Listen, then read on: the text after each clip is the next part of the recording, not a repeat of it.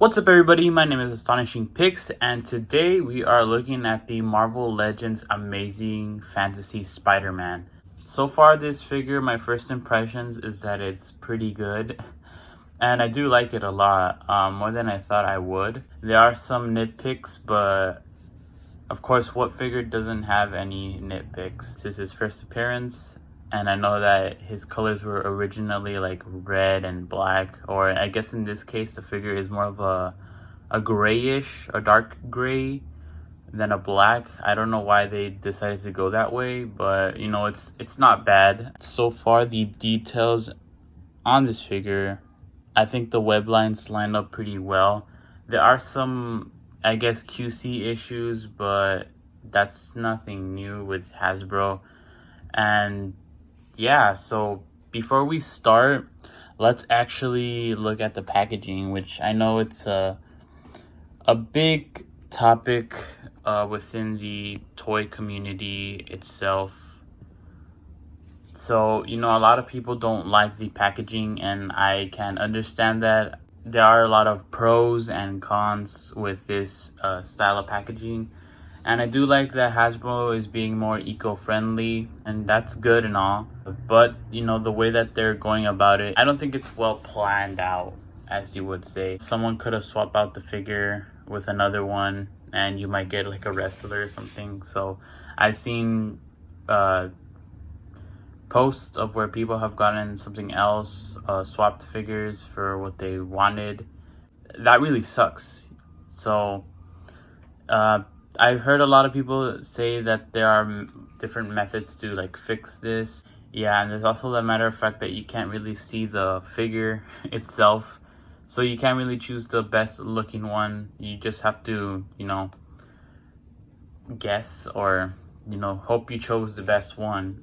Because as you could tell, when it comes to Hasbro, you may not always get a great looking figure. It can vary from figure to figure. Some may look great, others may look misaligned or unpainted in some areas.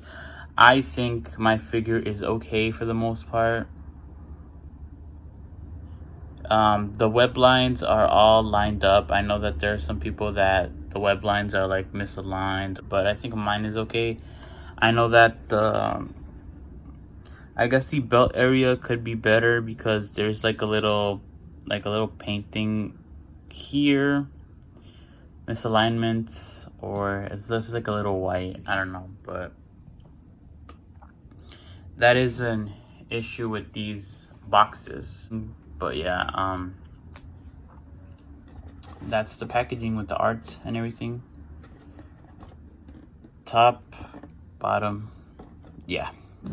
Without further ado, let's just get into the figure itself. So for the articulation, he does move up very well. He moves down pretty good. I think he can move down further because of the hinge joint that he has.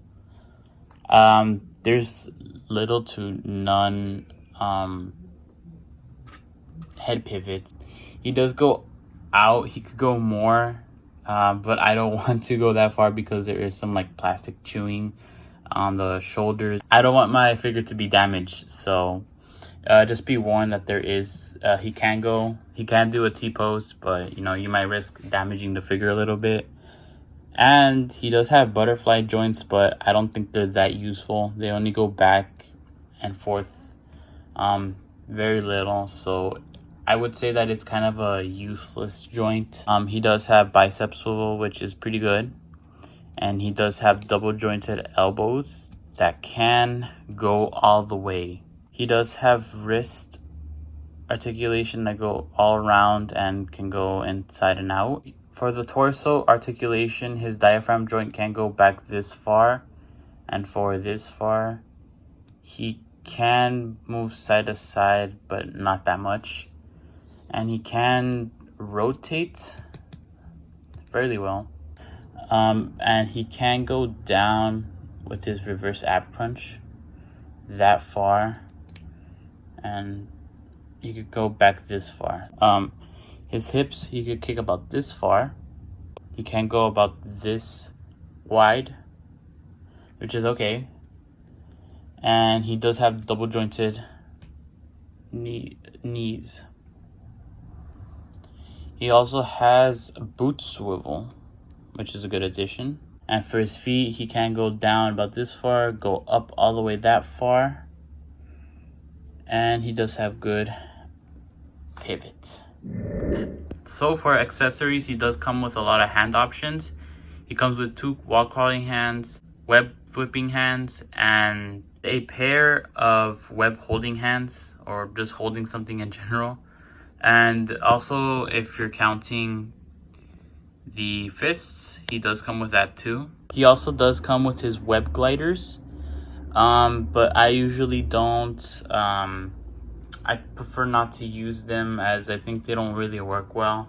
He does have pegs on his inner tricep there.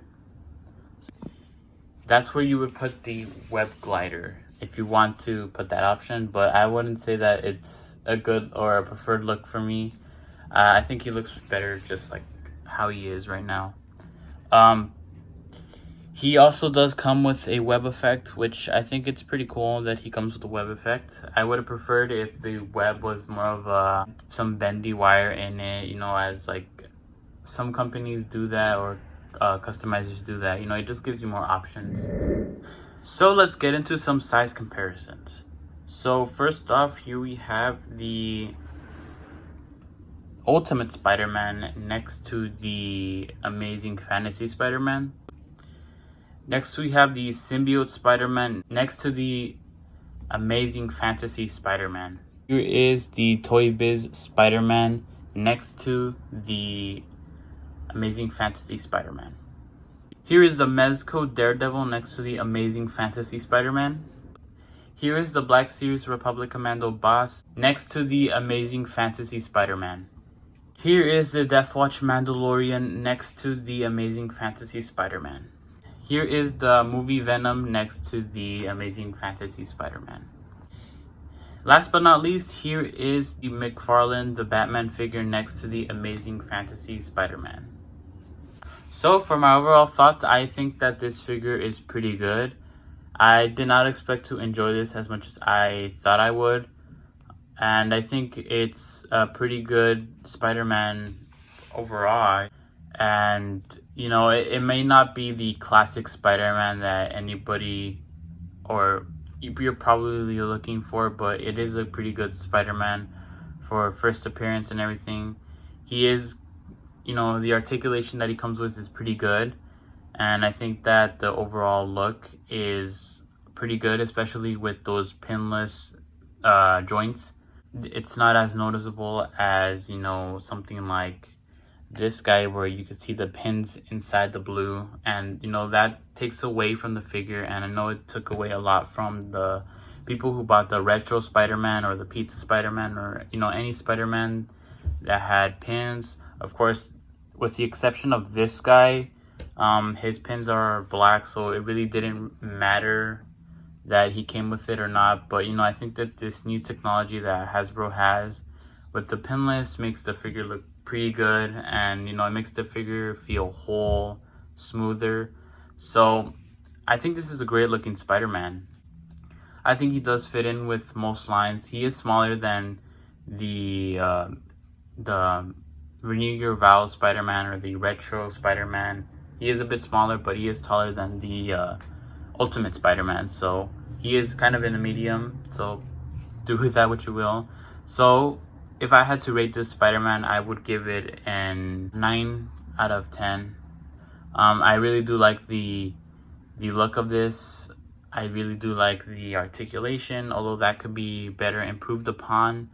I guess web effects would have been better. So yeah, those are the only things that are holding it back. But other than that, I think that this is a pretty good figure, and I recommend you guys pick it up if you guys are at least interested in it. But yeah, guys, thank you guys for watching. Please leave a like and subscribe. Check out my socials. And yeah, peace.